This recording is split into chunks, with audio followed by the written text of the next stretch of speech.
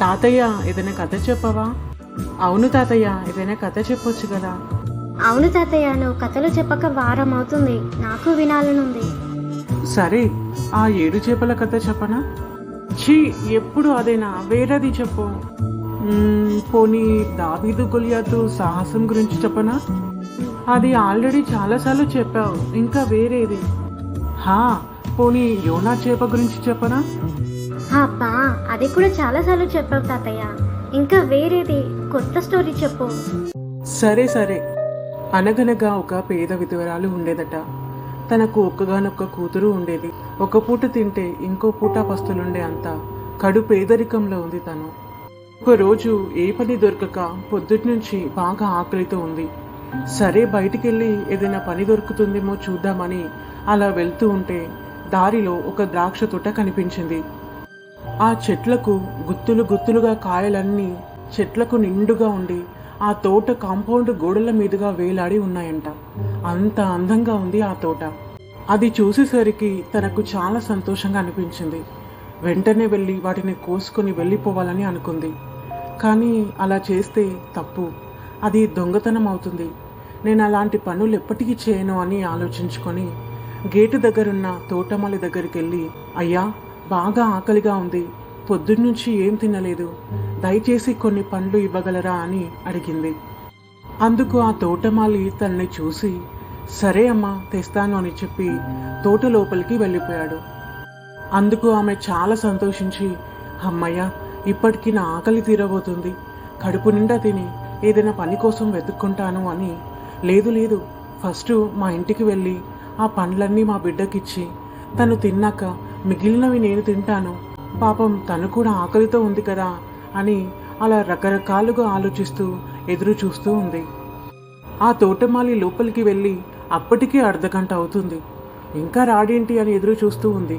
అర్ధగంట కాస్త గంట అయింది, గంట కాస్త 2 గంటలయ్యింది. ఇంకా ఎదురు చూసే ఓపిక లేక ఆ తోటమాలిని తిట్టడం స్టార్ట్ చేసింది.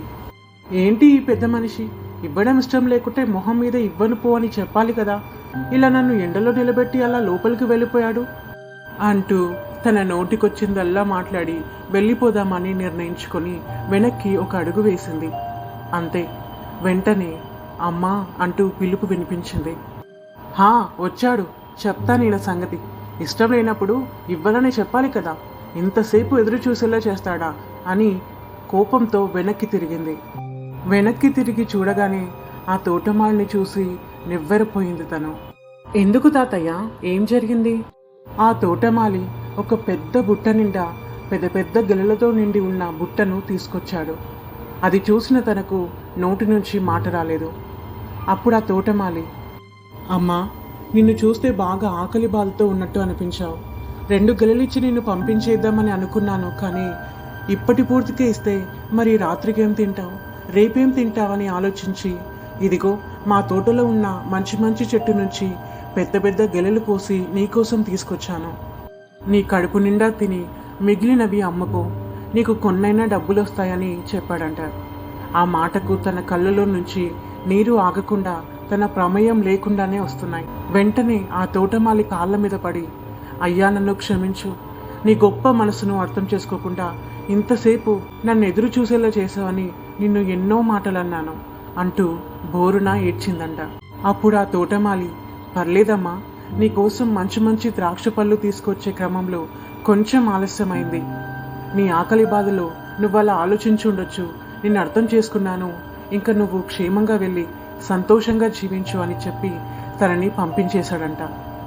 వావ్, నిజంగా ఆ తోటమాలి చాలా మంచివాడు, దయా కరుణ కలిగినవాడు కదా తాతయ్య.